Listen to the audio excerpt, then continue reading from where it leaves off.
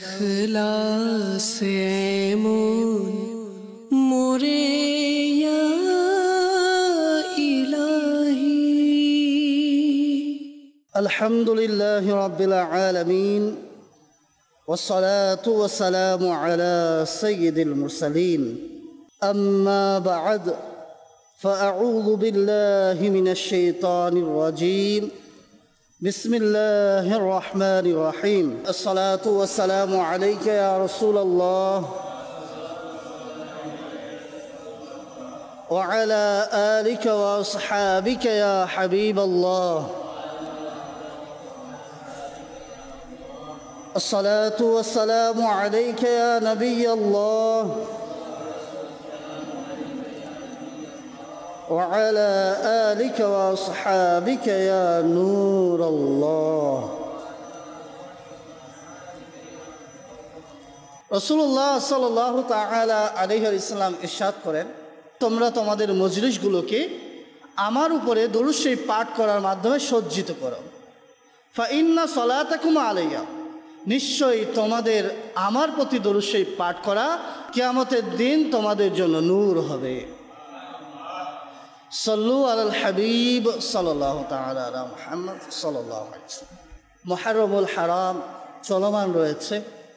এই মাস অসংখ্য অগণিত নিদর্শনকে স্মরণ করিয়ে দেওয়ার মাস। এই মাস ত্যাগের মাস। এই মাস দুনিয়া বিমুখ হওয়ার শিক্ষা পাওয়ার মাস। এই মাস ইসলামের বিজয়ের মাস। এই মাস আপনার আমার জীবনে সফলতা বয়ে আনার শিক্ষণীয় উপদেশগুলো গ্রহণ করার বাস্তব চিত্র রয়েছে। এই মাস আপনাকে আমাকে শেখাতে পারে সফলতার পথ, আপনাকে আমাকে নিয়ে যেতে পারে জান্নাতের পথে, যদি আপনি আমি সেই পথে চলতে রাজি থাকি। এই মাস হলো রাসূলুল্লাহ সাল্লাল্লাহু আলাইহি ইসলামের বংশধরদের, রাসূলুল্লাহ সাল্লাল্লাহু আলাইহি ইসলামের পরিবর্গের নিজের ত্যাগ দিয়ে নিজের নানার দিনকে প্রতিষ্ঠিত করে ইসলামের পতাকাকে সমুন্নত করার মাস। এই মাসের 10 মুহররমুল হারাম অত্যন্ত ফজিলতপূর্ণ একটি দিন, অনেক গুরুত্বপূর্ণ একটি দিন। এই মাসের 10 মুহররমে আল্লাহ সুবহানাহু ওয়া তাআলা আদম আলাইহিস সালামকে সৃষ্টি করেছেন। এই মাসেই আল্লাহ তাআলা আদম আলাইহিস সালামকে জান্নাতে প্রবেশ করিয়েছেন। এই মাসে আল্লাহ সুবহানাহু ওয়া তাআলা হযরতে মূসা কলিমুল্লাহ আলা নবিয়িনা আলাইহিস সালাতু ওয়াস সালামকে ফিরআউনের গোত্র থেকে মুক্তি দান করেছেন। এই 10 মুহররমে হযরতে সাইয়্যিদুনা ইব্রাহিম খলিলুল্লাহ আলা নবিয়িনা আলাইহিস সালাতু ওয়াস সালাম দুনিয়ার বুকে আগমন করেছেন এবং এই দিনেই আল্লাহ সুবহানাহু ওয়া তাআলা তাকে আগুন থেকে রক্ষা দিয়েছিলেন। এটি হলো সেই দিন যেই দিনে হযরতে ইয়াকুব আলাইহিস সালাম নিজের দৃষ্টিশক্তি ফিরে পেয়েছিলেন। এই দিনে হযরতে ইউনুস আলাইহিস সালাম মাছের পেট থেকে মুক্তি পেয়েছিলেন। এই দিন হলো সেই দিন যেই দিনে হযরতে ইউসুফ আলাইহিস সালামকে কূপ থেকে তোলা হয়েছিল। এই দিন হলো সেই দিন যেই দিনে সর্বপ্রথম দুনিয়ার বুকে বৃষ্টি বর্ষণ হয়েছে। এই দিনে লুকায়িত রয়েছে অসংখ্য অগণিত আল্লাহ সুবহানাহু ওয়া তাআলা এর নিদর্শন। আল্লাহ সুবহানাহু ওয়া তাআলা এই দিনে অসংখ্য অগণিত নিয়ামতকে আপনার আমার জন্য সূচনা করেছেন, এই দুনিয়ার বুকে পাঠিয়েছেন। এই আশুরার দিনের অনেক ফজিলত রয়েছে। বর্ণিত রয়েছে আন ইবনে আব্বাস রাদিয়াল্লাহু তাআলা আনহুমা قدم رسول الله صلى الله عليه وسلم المدينة فوجد اليهود يصومونه।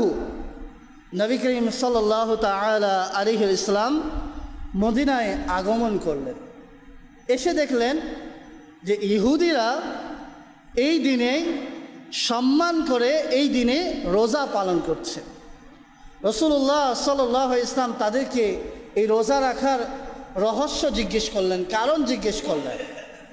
তারা বলল, এই দিনে আল্লাহ তাআলা মূসা আলাইহিস সালাম এবং বনি ইসরাইলকে ফেরাউনের সৈন্য থেকে, ফেরাউনের থেকে হেফাজত করেছিলেন। এই শুকরিয়াতে, এই সম্মানে আমরা রোজা আদায় করে থাকি।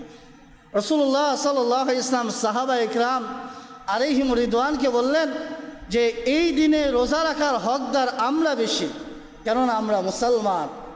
সুতরাং রাসূলুল্লাহ সাল্লাল্লাহু আলাইহি ওয়াসাল্লাম নিজেও এই দিনে রোজা রাখতেন এবং সাহাবা ইকরাম আলাইহিম রিদওয়ানকেও এই দিনে রোজা রাখার প্রতি উৎসাহিত করতেন। সহিহ ইবনে খুজাইমার মধ্যে বর্ণিত হাদিস রয়েছে, রাসূলুল্লাহ সাল্লাল্লাহু আলাইহি ওয়াসাল্লাম বলেন যে তোমরা এই দিনে রোজা রাখো এবং ইহুদিদের বিরোধিতা করো। তারা একটি রোজা রাখতো, তোমরা দুটি রোজা রাখো, তথা 9-10 কিংবা 10-11 দুটি রোজা রাখার জন্য আমাদেরকে বলা হয়েছে। এই দিনে রোজা রাখার অনেক ফজিলত রয়েছে। নবী করিম সাল্লাল্লাহু আলাইহি ওয়াসাল্লাম আশুরার রোজার অনেকগুলো ফজিলত হাদিসের মধ্যে বর্ণনা করেছেন। এই দিনে একটি গুরুত্বপূর্ণ আমল আমরা করতে পারি, সেটি হলো এইভাবে 4 রাকাত নফল নামাজ আদায় করা। এইভাবে প্রতি রাকাতে সূরা ফাতিহা একবার, আয়াতুল কুরসি একবার, 3 বার সূরা ইখলাস। এইভাবে 4 রাকাত শেষ করার পরে 100 বার সূরা ইখলাস পাঠ করলে এর অনেক ফজিলত রয়েছে। তার গুনাহ মাফ হয়ে যাবে এবং সে মহা প্রতিদান প্রাপ্ত হবে। তো আমরা সবাই চেষ্টা করব আশুরার দিনে রোজা রাখার, এবং আশুরার দিনে যে নফল নামাজের কথা শুনলাম আমরা, এই নফল নামাজ আদায় করার কিংবা ভিন্ন পদ্ধতিতে বেশি বেশি নফল নামাজ আদায় করার চেষ্টা করব ইনশাআল্লাহ আজ্জা ওয়া জাল। পবিত্র কোরআনে কারীমের মধ্যে আল্লাহ সুবহানাহু ওয়া তাআলা ইরশাদ করেন, আল্লাহ তাআলা চান তোমাদের থেকে অপবিত্রতাকে দূরীভূত করতে এবং তোমাদেরকে পুত পবিত্র করতে। এখানে আল্লাহ সুবহানাহু ওয়া তাআলা আহলে বায়াতকে সম্বোধন করেছেন, যাদেরকে পুত পবিত্র করার ঘোষণা স্বয়ং মহান রব্বুল আলামিন দিয়েছেন। তাহলে আমাদেরকে বুঝতে হবে তারা কেমন পুত পবিত্র ছিলেন, তারা দুনিয়া থেকে কেমন বিমুখ ছিলেন, এবং তারা আল্লাহ তাআলা ও তার রাসূলের সন্তুষ্টিকে কিভাবে প্রাধান্য দিয়েছেন। এই আয়াতের ভাবার্থ থেকেই আমরা বুঝতে পারি। এর ইঙ্গিত রাসূলুল্লাহ সাল্লাল্লাহু আলাইহি ওয়াসাল্লামের দোয়ার মধ্যেও রয়েছে। হাদিসের মধ্যে বর্ণিত রয়েছে, নবী করিম সাল্লাল্লাহু আলাইহি ওয়াসাল্লাম একদিন হযরতে আলী রাদিয়াল্লাহু তাআলা আনহু, হযরতে ফাতিমাতুজ জাহরা রাদিয়াল্লাহু তাআলা আনহা এবং হাসান হুসাইন রাদিয়াল্লাহু তাআলা আনহুমাকে একটি চাদরের মধ্যে আবৃত করলেন এবং আল্লাহ তাআলার দরবারে দোয়া করলেন, আল্লাহুম্মা হাউলাই আহলু বাইতি ওয়া খাসাতি আযহিব আনহুমুর রিজসা ওয়া তাহহির তাতহীরা। রাসূলুল্লাহ সাল্লাল্লাহু আলাইহি ওয়াসাল্লাম আল্লাহ তাআলার দরবারে ফরিয়াদ করলেন, হে আল্লাহ, এরা হলো আমার আহলে বাইত, এরা হলো আমার বিশেষ আত্মীয়, তাদের থেকে তুমি অপবিত্রতাকে দূরীভূত করো এবং তাদেরকে খুব পুত পবিত্র করে দাও। তো যাদের সত্তার পুত পবিত্র হওয়ার ব্যাপারে আল্লাহ সুবহানাহু ওয়া তাআলা ঘোষণা করলেন, রাসূলুল্লাহ সাল্লাল্লাহু আলাইহি ওয়াসাল্লাম যাদের সত্তার পুত পবিত্র হওয়ার জন্য আল্লাহ তাআলার দরবারে ফরিয়াদ করেছেন, নিঃসন্দেহে তাদের উদাহরণ দুনিয়াতে পাওয়া খুবই দুষ্কর। সেই আহলে বাইত আল্লাহ তাআলা রসুলের অনেক প্রিয় ছিল এবং আল্লাহ তাআলার দরবারে অনেক মকবুল ছিল। হাসনাইনে কারিমাইন, তাদের ব্যাপারে রাসূলুল্লাহ সাল্লাল্লাহু আলাইহি ওয়াসাল্লাম ইরশাদ করেন যে হুসাইনুম মিন্নি ওয়া আনা মিন হুসাইন আহাব্বাল্লাহু মান আহাব্বা হুসাইনান, যে হুসাইন আমার থেকে, আমি হুসাইনের থেকে, আল্লাহ তাআলা তাকে পছন্দ করে যে ব্যক্তি হুসাইনকে পছন্দ করে। এরপর রাসূলুল্লাহ সাল্লাল্লাহু আলাইহি ওয়াসাল্লাম ইরশাদ করেন, তিরমিজি শরীফে বর্ণিত হাদিস, হাসান হুসেন উভয়ে পৃথিবীর বুকে আমার জন্য দুটি ফুল। এভাবে যদি আমরা আরও দেখি, হাসান হুসাইন রাদিয়াল্লাহু তাআলা আনহু আমার ব্যাপারে বর্ণিত রয়েছে, তারা হলো জান্নাতি যুবকদের সরদার। আর ফাতিমাতুজ জাহরা রাদিয়াল্লাহু তাআলা আনহার শান তো আমরা জানি, কেমন মহামর্যাদাবান খাতুন ছিলেন, যে তার ব্যাপারে বর্ণনা পাওয়া যায় যে যখন ফাতিমাতুজ জাহরা রাদিয়াল্লাহু তাআলা আনহা পুল সিরাত থেকে গমন করবে, তখন আদেশ করা হবে সবাই মাথা নত করো, এখন সৈয়দা জান্নাত অর্থাৎ জান্নাতি নারীদের সর্দার এখন এই পুল সিরাত থেকে ৭০,০০০ হুর নিয়ে অতিক্রম করবে, পর্দাশীল নারী অতিক্রম করবে, সুতরাং তোমরা সকলেই নিজের মাথাকে নত করে নাও। এমন শান ও মর্যাদা হযরত আলী রাদিয়াল্লাহু তাআলা আনহু, সেই মহান ব্যক্তি যাকে আল্লাহ রাসূল সাল্লাল্লাহু আলাইহি ওয়াসাল্লাম আল্লাহর শের, আল্লাহর সিংহ বলে ঘোষণা দিয়েছেন। এখান থেকে আমরা বুঝতে পারি আহলে বাইত আলাইহিমুর রিদওয়ান আল্লাহ তাআলার দরবারে কেমন মকবুল ছিলেন। আর এই শুহাদায়ে কারবালার আলোচনা যদি আমরা না করি তাহলে আমাদের হৃদয়ের প্রশান্তি আসে না, কেননা তাদের ত্যাগের মাধ্যমে আমরা ইসলামের বিজয় পেয়েছি এবং ইসলামের পতাকা সমুন্নত হয়েছে। এই আশুরা 10 মুহররম আমাদেরকে অনেক কিছু শিক্ষা দেয়, যে আমাদেরকে দুনিয়া বিমুখ হতে হবে, সব কিছুর ক্ষেত্রে আল্লাহ তাআলা এবং তার রাসূলের সন্তুষ্টিকে প্রাধান্য দিতে হবে। আত্মীয়তার বন্ধন যদি হয় আল্লাহ তাআলা এবং তার রাসূলের জন্য হবে, আত্মীয়তার বন্ধনকে যদি ভাঙতে হয় তাও আল্লাহ তাআলা এবং তার রাসূলের সন্তুষ্টির জন্য ভাঙতে হবে। যেমন কোনো আত্মীয়তা আপনাকে আল্লাহ তাআলার ইবাদত করা থেকে বিপদগামী করছে, কোনো স্বজনপ্রীতি আপনাকে রাসূলুল্লাহ সাল্লাল্লাহু আলাইহি ইসলামের ভালোবাসা থেকে দূরে রাখছে, তাহলে সেই আত্মীয়তা, সেই স্বজনপ্রীতিকে আপনাকে ত্যাগ করতে হবে। আর তারই বাস্তবতা ইমাম হুসাইন রাদিয়াল্লাহু তাআলা আনহু করে দেখিয়েছেন। এবং ইসলামের ফায়দার জন্য এবং আল্লাহ তাআলা ও তার রাসূলের সন্তুষ্টির জন্য পুরো দুনিয়া যদি আপনার কদমে চলে আসে, সেগুলোকে ত্যাগ করে দিয়ে আল্লাহ তাআলা এবং তার রাসূলের সন্তুষ্টিকে প্রাধান্য দিতে হবে। এটাই কারবালার শিক্ষা, এটাই ইমাম হুসাইন রাদিয়াল্লাহু তাআলা আনহু আমাদেরকে বাস্তব শিক্ষা দিয়েছেন। কারবালার সূচনা থেকে যদি সংক্ষিপ্ত আলোচনার দিকে যাই, যখন কুফাবাসী হযরত ইমাম হুসাইন রাদিয়াল্লাহু তাআলা আনহুর কাছে একাধারে চিঠি প্রেরণ করতে থাকলো যে আপনি কুফায় আগমন করেন, আমরা আপনার হাতে বায়াত গ্রহণ করতে চাই এবং ইয়াজিদ লম্পটের হাত থেকে আমরা রক্ষা পেতে চাই। এইভাবে চিঠি যেতে যেতে প্রায় ইমাম হুসাইন রাদিয়াল্লাহু তাআলা আনহুর কাছে 150-র মতো চিঠি জমা হয়ে গেছে, 150টি চিঠি। তো ইমাম হুসাইন রাদিয়াল্লাহু তাআলা আনহু জানতেন যে কুফাবাসী তারা ধোঁকাবাজ, কুফাবাসী নিজের কথার উপরে অটল থাকে না, কেননা এর পূর্বে বহুবার প্রমাণিত হয়েছে কুফাবাসী বেঈমানি করেছে, বিশ্বাসঘাতকতা করেছে, হযরত আলী রাদিয়াল্লাহু তাআলা আনহুর সাথেও করেছে। তাই ইমাম হুসাইন রাদিয়াল্লাহু তাআলা আনহু একটু চিন্তিত থাকতেন, কিন্তু আবার চিন্তা করতেন যে একদিকে ইয়াজিদের বায়াত, আরেকদিকে যদি আমি না যাই তাহলে এতগুলো মানুষ ইয়াজিদের হাতে যদি বায়াত করে নেয়, কিয়ামতের ময়দানে আমি আল্লাহ তাআলার কাছে কি জবাব দিব? আমি রাসূলুল্লাহ সাল্লাল্লাহু আলাইহি ইসলামের দরবারে কি জবাব দিব যে আমাকে তারা আহ্বান করেছিল, তারা ইয়াজিদের হাত থেকে রক্ষা পেয়ে আমি ইমাম হুসাইনের হাতে তারা বায়াত গ্রহণ করতে প্রস্তুত ছিল, কিন্তু আমি তো সাড়া দেই নাই। এই চিন্তা ইমাম হুসাইন রাদিয়াল্লাহু তাআলা আনহুর হৃদয়ের মধ্যে কাজ করত। ইমাম হুসাইন রাদিয়াল্লাহু তাআলা আনহু অনেক চিন্তায় পড়েছিলেন যে একদিকে তাদের বিশ্বাসঘাতকতার কথা, আরেকদিকে তাদের ঈমান আনার দিকে আহ্বান জানানো, ইসলামের উপরে অটল থাকার কথা। এই সবগুলো বিষয় ইমাম হুসাইন রাদিয়াল্লাহু তাআলা আনহুকে অনেক চিন্তিত করে ফেলল। আর ইয়াজিদ যখন ক্ষমতায় আসলো, সে বিভিন্নভাবে মানুষকে কৌশলে কৌশলে নিজের বায়াত গ্রহণ করাতে শুরু করলো এবং বিভিন্নভাবে ফিতনা ফাসাদ সমাজের মধ্যে বিস্তার লাভ করতে শুরু করলো। ইমাম হুসাইন রাদিয়াল্লাহু তাআলা আনহুর উপরেও বিভিন্নভাবে চাপ দেওয়া শুরু হলো, আপনি যদি বায়াত গ্রহণ করে নেন ইয়াজিদের, তাহলে আপনাকে অমুক অমুক পুরস্কার দেওয়া হবে, আপনাকে গভর্নর বানানো হবে, আপনাকে দুনিয়ার সম্পদ দেওয়া হবে, ইত্যাদি ইত্যাদিভাবে বিভিন্নভাবে কৌশলে কৌশলে বায়াত নেওয়ার জন্য বারবার দূত পাঠানো হলো। ইমাম হুসাইন রাদিয়াল্লাহু তাআলা আনহু এর কাছে যখন দূত আসলো, ইমাম হুসাইন রাদিয়াল্লাহু তাআলা আনহু বলে উঠলেন যে ইয়াজিদ একজন ফাসিক ব্যক্তি, ইয়াজিদ একজন পাপী ব্যক্তি, তার হাতে আমি বায়াত গ্রহণ করতে পারি না। কেননা যদি ইমাম হুসাইন রাদিয়াল্লাহু তাআলা আনহু বায়াত গ্রহণ করতেন, উনাকে দেখা দেখি অসংখ্য অগণিত মুসলমান ইয়াজিদের হাতে বায়াত গ্রহণ করত।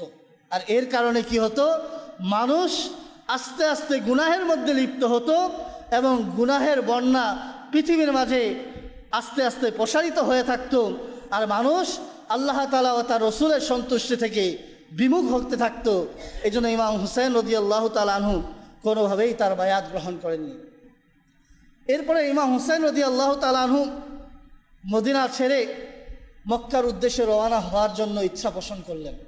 যেহেতু ইয়াজিদের পক্ষ থেকে বিভিন্নভাবে চাপ দেওয়া হচ্ছে, বিভিন্নভাবে তিনাকে জুলুমের ভয় দেখানো হচ্ছিল, তো ইমাম হুসাইন রাদিয়াল্লাহু তাআলা আনহু মদিনা ছেড়ে মক্কার উদ্দেশ্যে রওয়ানার ইচ্ছা পোষণ করলেন। একবার ভাবুন সেই মুহূর্তটা ইমাম হুসাইন রাদিয়াল্লাহু তাআলা আনহুর জন্য কেমন ছিল। যেই মদিনা শরীফের সুবাসিত আবহাওয়া পাওয়ার জন্য মানুষ বিভিন্ন ধরনের কষ্ট সহ্য করে সফর করে, মানুষ অনেক অর্থ ব্যয় করে যেই মদিনার জিয়ারতের জন্য রওনা হয়, যেই মদিনার সফরের জন্য মানুষ সমুদ্র পাড়ি দেয়, যেই ভয়াবহ সমুদ্রের ঢেউ মানুষকে প্রতিটি মুহূর্তে বার্তা দেয় যে কিছুক্ষণের মধ্যে তোমার মৃত্যু চলে আসবে, এমন ভয়ানক সফর মানুষ অতিক্রম করে শুধুমাত্র মদিনা শরীফের সুবাসিত হাওয়া পাওয়ার জন্য, রাসূলুল্লাহ সাল্লাল্লাহু আলাইহি ওয়াসাল্লামের রওজার জিয়ারত করার জন্য, যে জায়গায় যাওয়ার জন্য, প্রশান্তি লাভের জন্য মানুষ এত ত্যাগ করে। সেই মদিনা শরীফ থেকে ইমাম হুসাইন রাদিয়াল্লাহু তাআলা আনহুকে পৃথক হতে হবে, সেখান থেকে চলে যেতে হবে, নিজের নানা জানের রওজায়ে আতহারকে সালাম দিয়ে মক্কার উদ্দেশ্যে রওনা হতে হবে। এই মুহূর্তটা ইমাম হুসাইন রাদিয়াল্লাহু তাআলা আনহুর জন্য অনেক ব্যথিত একটি মুহূর্ত ছিল। ইমাম হুসাইন রাদিয়াল্লাহু তাআলা আনহু শেষবারের মতো নবী করিম সাল্লাল্লাহু আলাইহি ইসলামের রওজায়ে আতহারে উপস্থিত হলেন, রাসূলুল্লাহকে সালাম জানালেন, রাসূলুল্লাহ সাল্লাল্লাহু আলাইহি ইসলামের দরবারে অঝর নয়নে কান্না করে বিদায় নিলেন।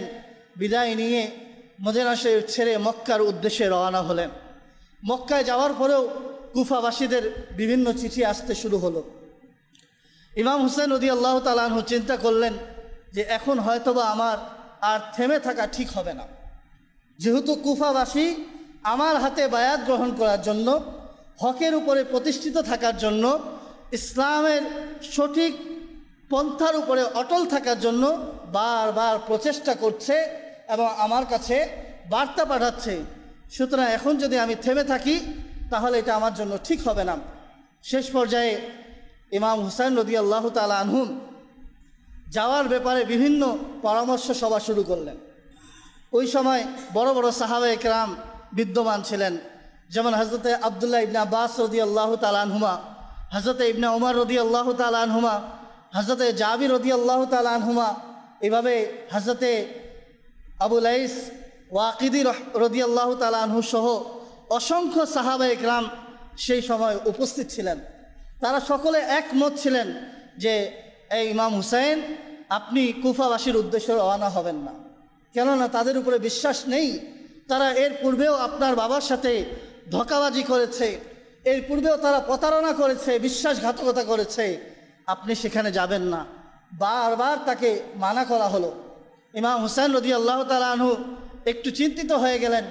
একদিকে সাহাবায়ে কেরামের পরামর্শ, আরেক দিকে কুফাবাসীর আহ্বান, দুই দিকে মিলিয়ে ইমাম হুসাইন রাদিয়াল্লাহু তাআলা আনহু চিন্তা করতে করতে এক পর্যায়ে একটি সিদ্ধান্তের মধ্যে উপনীত হলেন এবং তিনি তিনার ভাই হযরতে ইমাম মুসলিম রাদিয়াল্লাহু তাআলা আনহুকে বললেন যে তুমি যাও, গিয়ে কুফাবাসীর অবস্থা দেখুন, তারা কি আসলেই আমার হাতে বায়াত গ্রহণ করতে চায়, তাদের অবস্থান কি। তো হযরতে সাইয়েদনা ইমাম মুসলিম রাদিয়াল্লাহু তাআলা আনহুকে এবং তার সাথে ইমাম মুসলিম রাদিয়াল্লাহু তাআলা আনহুর প্রিয় দুই পুত্র হযরতে মুহাম্মদ এবং হযরতে ইব্রাহিমকে সাথে দিয়ে দিলেন। হযরতে ইমাম মুসলিম রাদিয়াল্লাহু তাআলা আনহু তিনি কুফাবাসীর উদ্দেশ্যে রওনা হলেন। এই জন্য রওনা হলেন যাতে গিয়ে সেখানের অবস্থার পর্যালোচনা করতে পারেন এবং দেখতে পারেন যে আসলেই সেখানে কি অবস্থা রয়েছে। কুফাবাসী কি আসলেই ইমাম হুসাইন রাদিয়াল্লাহু তাআলা আনহু এর হাতে বায়াত গ্রহণ করতে চায় কিনা। তো যখন মুসলিম রাদিয়াল্লাহু তাআলা আনহু তার দুই পুত্রকে নিয়ে কুফার উদ্দেশ্যে রওনা হলেন, কুফায় পৌঁছে গেলেন। যখন কুফাবাসী জানতে পারল ইমাম হুসাইন রাদিয়াল্লাহু তাআলা আনহু এর প্রতিনিধি হিসাবে ইমাম মুসলিম রাদিয়াল্লাহু তাআলা আনহু আগমন করছেন, সবাই বিভিন্নভাবে স্লোগান দিয়ে ইমাম মুসলিম রাদিয়াল্লাহু তাআলা আনহুকে স্বাগতম জানালেন। স্বাগতম জানানোর পরে মুখতার নামক এক ব্যক্তির ঘরে ইমাম মুসলিম রাদিয়াল্লাহু তাআলা আনহু অবস্থান করলেন। অবস্থান করার পরে কুফাবাসীর আবেগ, কুফাবাসীর উৎসাহ উদ্দীপনা, কুফাবাসীর ভালোবাসা দেখে ইমাম মুসলিম রাদিয়াল্লাহু তাআলা আনহু মুগ্ধ হয়ে গেলেন। কেননা ইমাম মুসলিম রাদিয়াল্লাহু তাআলা আনহু যখন মুখতার নামক ব্যক্তির ঘরের মধ্যে অবস্থান করলেন, তখন দলে দলে মানুষ আসলো আর ইমাম হুসাইনের প্রতিনিধি ইমাম মুসলিম রাদিয়াল্লাহু তাআলা আনহু এর হাতে ইমাম হুসাইনের বায়াত গ্রহণ করতে শুরু করলেন। এভাবে বায়াত গ্রহণ করতে করতে এক পর্যায়ে 12,000 মানুষ ইমাম হুসাইনের বায়াত গ্রহণ করলেন। যখন 12,000 মানুষ ইমাম হুসাইন রাদিয়াল্লাহু তাআলা আনহু এর প্রতিনিধি ইমাম মুসলিম রাদিয়াল্লাহু তাআলা আনহু এর হাতে বায়াত গ্রহণ করলেন, ইমাম মুসলিম রাদিয়াল্লাহু তাআলা আনহু একটু আস্থা পেলেন, তিনি একটু ভরসা পেলেন। তাদের ভালোবাসা দেখে তিনিও মুগ্ধ হলেন। তিনি ভাবতে লাগলেন যে এই কুফাবাসী এই ইমানি চেতনা নিয়ে, এই ভালোবাসা নিয়ে, আহলে বায়াতের ভালোবাসা নিয়ে তারা এইভাবে ছুটে আসছে, নিশ্চয়ই তারা ইমাম হুসাইন রাদিয়াল্লাহু তাআলা আনহু এর বায়াতের প্রত্যাশী রয়েছে। তারা ইমাম হুসাইন রাদিয়াল্লাহু তাআলা আনহুর আগমনের অপেক্ষমান রয়েছে। তারা ইমাম হুসাইন রাদিয়াল্লাহু তাআলা আনহু এর হাতে বায়াত গ্রহণ করে তারা ইমানি চেতনা নিয়ে ইসলামের সঠিক পন্থার উপরে তারা অটল থাকতে চায়। এই আস্থা যখন ইমাম মুসলিম রাদিয়াল্লাহু তাআলা আনহু এর অর্জন হলো, তখন ইমাম মুসলিম রাদিয়াল্লাহু তাআলা আনহু একটি চিঠি ইমাম হুসাইন রাদিয়াল্লাহু তাআলা আনহু এর উদ্দেশ্যে রওনা করে দিলেন। সেই যুগে তো এত আপডেট যুগ ছিল না, চিঠির যুগ ছিল। চিঠি রওনা হয়ে গেল।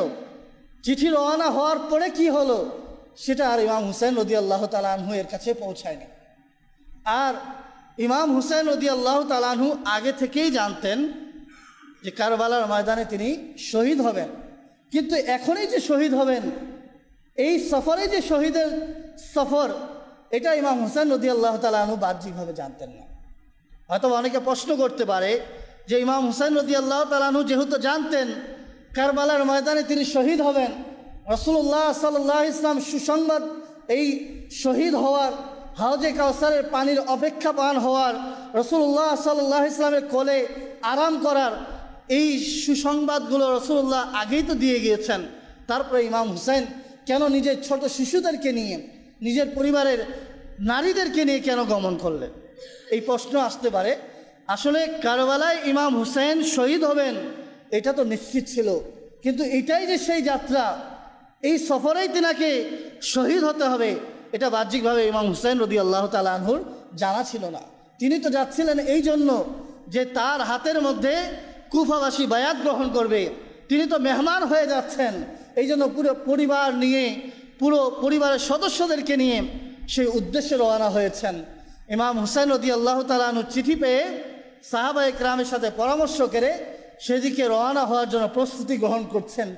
আর এইদিকে ইমাম মুসলিম রাদিয়াল্লাহু তাআলা আনহু যখন তার হাতে ইমাম হুসাইনের হাতে বায়াত গ্রহণ করার জন্য 12,000-এর সংখ্যা হয়ে গেল, আর এই খবর যখন ইয়াজিদ জানতে পারল, তখন এটা তার জন্য অনেক দুঃখের বিষয় হয়ে গেল, অনেক চিন্তার বিষয় হয়ে গেল, তার জন্য অনেক পেরেশানির বিষয় হয়ে গেল যে এখন তো এই জায়গার মধ্যে ইমাম হুসাইন রাদিয়াল্লাহু তাআলা আনহু এর নেতৃত্ব চলবে, এই জায়গায় তো তারা ক্ষমতাবান হয়ে যাবে, তারা আমাদেরকে এই ধরনের ফিতনা ফাসাদ ছড়াতে দেবে না, আমাদের স্বাধীন মন মানসিকতায় ঘোরাফেরা করতে দিবে না, আমাদেরকে ওপেনভাবে মদ পান করা, জেনা করা, এই ধরনের বেবিচারে লিপ্ত হতে দিবে না, আমাদের কাছে তো আর সুযোগ থাকবে না।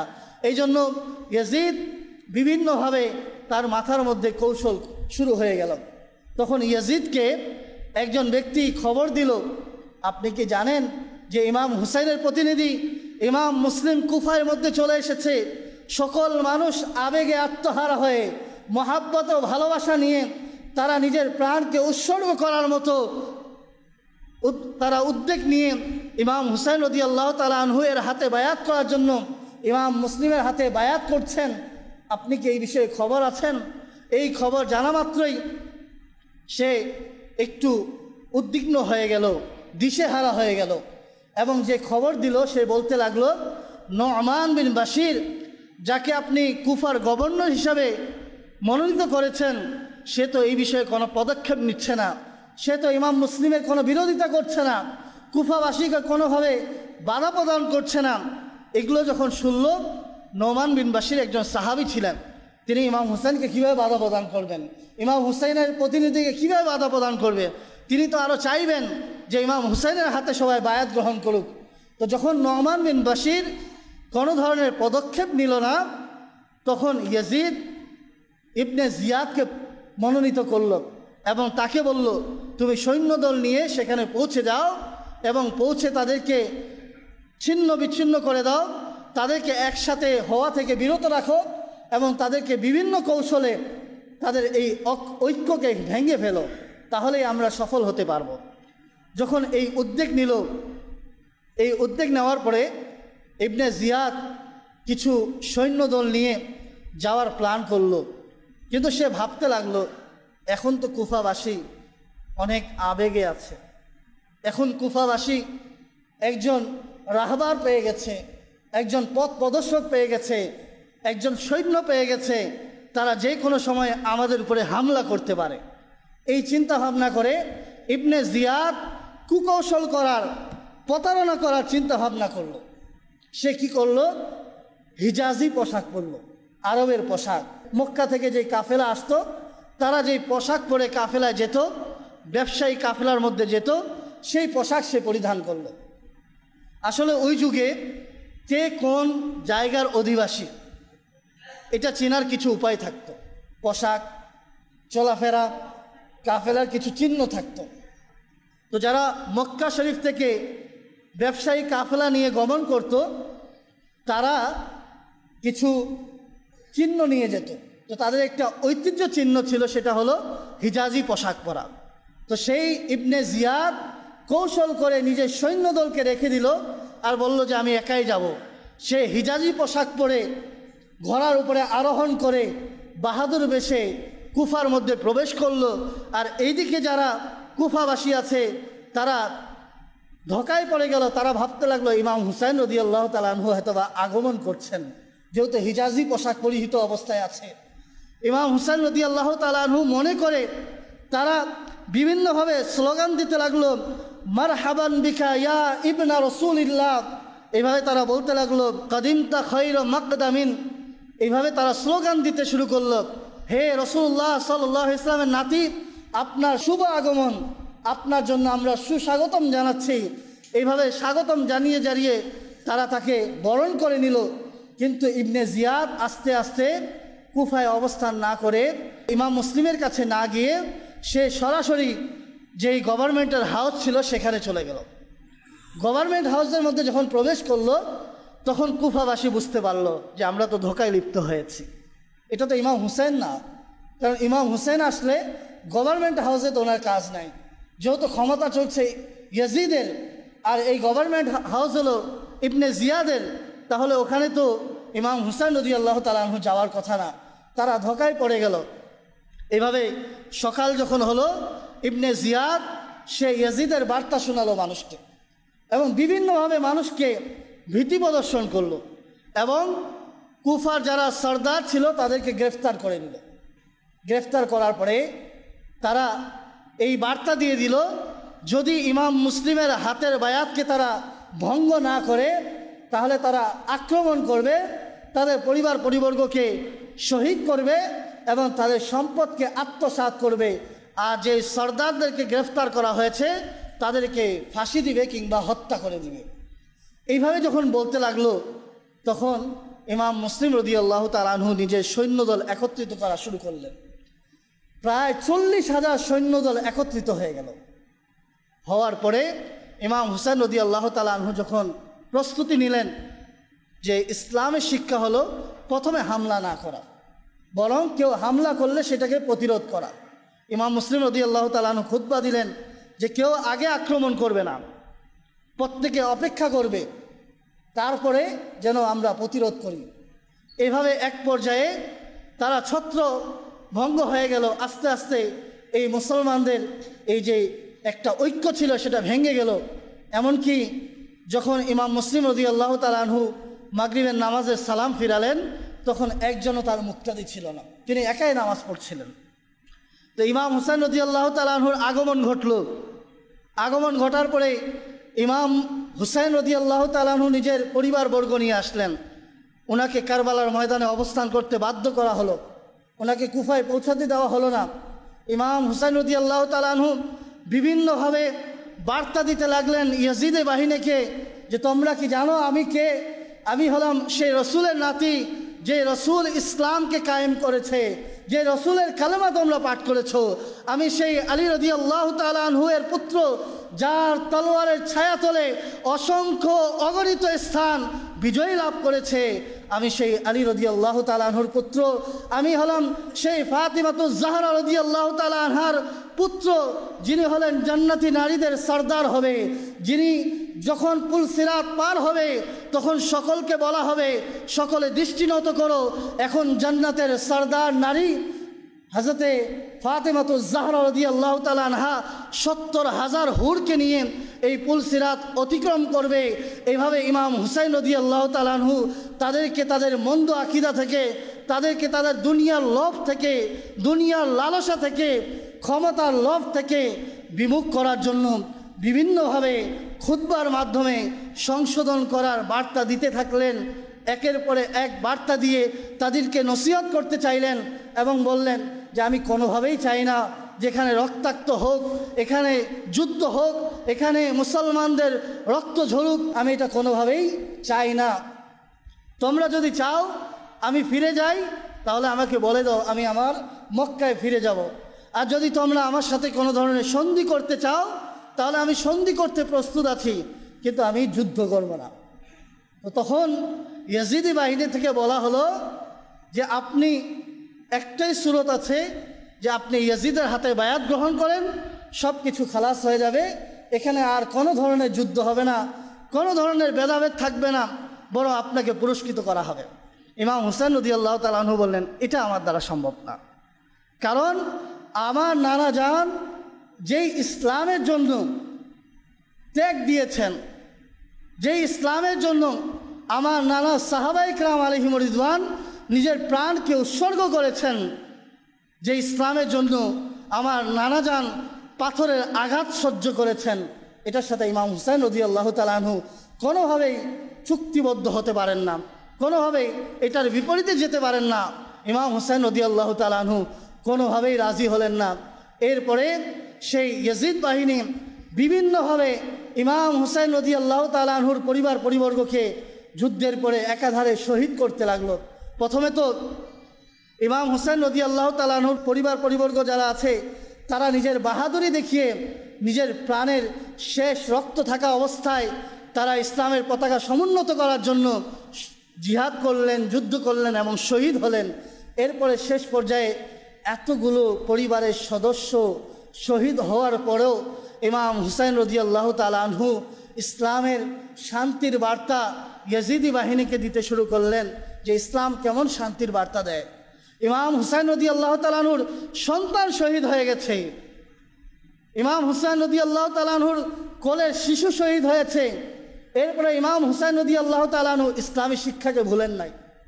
ইমাম হুসাইন বলছেন যে আমি এখনও তোমাদেরকে খুতবা দিচ্ছি, তোমরা কার সাথে যুদ্ধ করতে আসছো একটু ভাবো, তোমরা রাসূলুল্লাহকে কি জবাব দিবে একটু ভাবো, তোমরা আল্লাহ তাআলার দরবারে কি জবাব দিবে এই সম্পর্কে একটু ভাবো।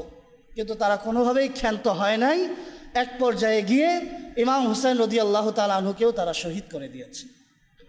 এই কারবালা আমাদেরকে শিক্ষা দেয়, ত্যাগের শিক্ষা দেয়, দুনিয়া বিমুখ হওয়ার শিক্ষা দেয়, লোভ লালসা থেকে বিমুখ হওয়ার শিক্ষা দেয়। ক্ষমতার লোভ নয়, বরং আল্লাহ তাআলা এবং তার রসুলের ভালোবাসা অর্জন করার শিক্ষা দেয়। এই শিক্ষা আমাদেরকে ধারণ করতে হবে, আমাদেরকে প্রাণ দিতে হবে না, আমাদেরকে ইসলামের জন্য সময় দিতে হবে। আমরা দাওয়াত ইসলামের সাথে সম্পৃক্ত হয়ে যাই। এই দাওয়াত ইসলামী বিশ্বের মাঝে দ্বীনের বার্তাকে পৌঁছে দিচ্ছে, কারবালার চেতনাকে মানুষের হৃদয়ে হৃদয়ে মাঝে পৌঁছে দিচ্ছে। এই দাওয়াত ইসলামীকে আমরা সময় দেওয়ার চেষ্টা করি। যেই ইসলাম যাদের রক্তের বিনিময়ে বিজয় লাভ করেছে, সেই ইসলামের কদর করি এবং আমরা ইসলামের উপরে আমল করি, রাসূলুল্লাহ সাল্লাল্লাহু আলাইহি ওয়াসাল্লামের সুন্নতকে আঁকড়ে ধরি। এটাই হবে আপনার আমার জন্য নাজাতের ওসিলা। আমরা যা কিছু শিক্ষণীয় বিষয় এখান থেকে শিখেছি, আল্লাহ সুবহানাহু ওয়া তাআলা আমাদেরকে এর উপরে আমল করা, অন্যের নিকট পৌঁছে দেওয়ার তৌফিক দান করুন। আমিন বিজাহিন নবিল আমিন। সাল্লু আলাল হাবিব সাল্লাল্লাহু তাআলা। দাও ইখলাসে এমন